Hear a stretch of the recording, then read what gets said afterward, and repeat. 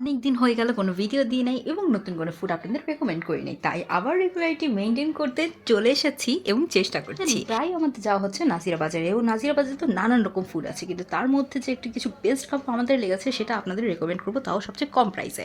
তো চলে গেলাম আমরা নাজিরা বাজার। নাজিরা বাজার যাব, এই সময় অনেকটা বৃষ্টি হয়েছিল, বৃষ্টি থেমেছে আর আমরা রওনা হয়ে গিয়েছি আসলে রাতের খাবারটা খাওয়ার জন্য। নাজিরা বাজারে কিন্তু ভিড় থাকে একদম ভোর পর্যন্তই, এটার ভিড়ের কোনো কমতি নেই আসলে।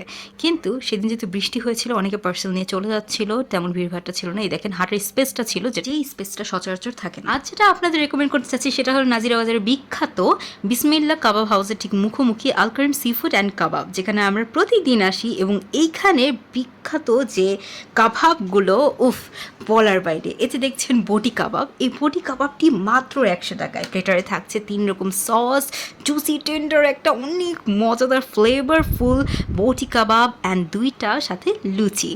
এটা পাচ্ছেন মাত্র 100 টাকায়, আর এতটা মজা। পাশেই কিন্তু বিসমিল্লা আছে, যেটা 150 টাকা থেকে শুরু। বাট আমরা এই যে খেলাম এদিক থেকে আর কি, এতটাই ধরা বাঁধা কাস্টমার, আমরা এদিক থেকে ওদিক হতেই পারলাম না, just only for their test. জিনিস যেমন অর্থে বোঝানো যায় না, তেমন এটার টেস্টও কিন্তু অর্থে বোঝানো সম্ভব না যতক্ষণ আপনারা টেস্ট না করেন। আর আমি যেহেতু রেকমেন্ড করছি, আই হোপ পুরো প্রাইসটা উসুল হয়ে যাবে এইটা খেলে। তো আবার 100 টাকা তো বেস্ট, ওফ, আমি কল্পনাই করিনি। আল কারিমে আমরা কখনো বটি কাবাব ছাড়া অন্য কিছুই ট্রাই করা হয়নি, তো এবার ট্রাই করেছিলাম মালাই চিকেন কাবাবটা, ছিল খুবই মজার। যারা একদম ঝাল খেতে পছন্দ করেন না বা ঝাল ছাড়া একটু অন্য কিছু ট্রাই করতে চান, তাহলে মালাইটা তাদের জন্য বেস্ট রেকমেন্ডেড অ্যাকচুয়ালি। মালাই চিকেনের প্লেটারেও আপনি পেয়ে যাবেন 3 ধরনের সস এবং 2টি লুচি, যেটার দাম পড়বে মাত্র 150 টাকা।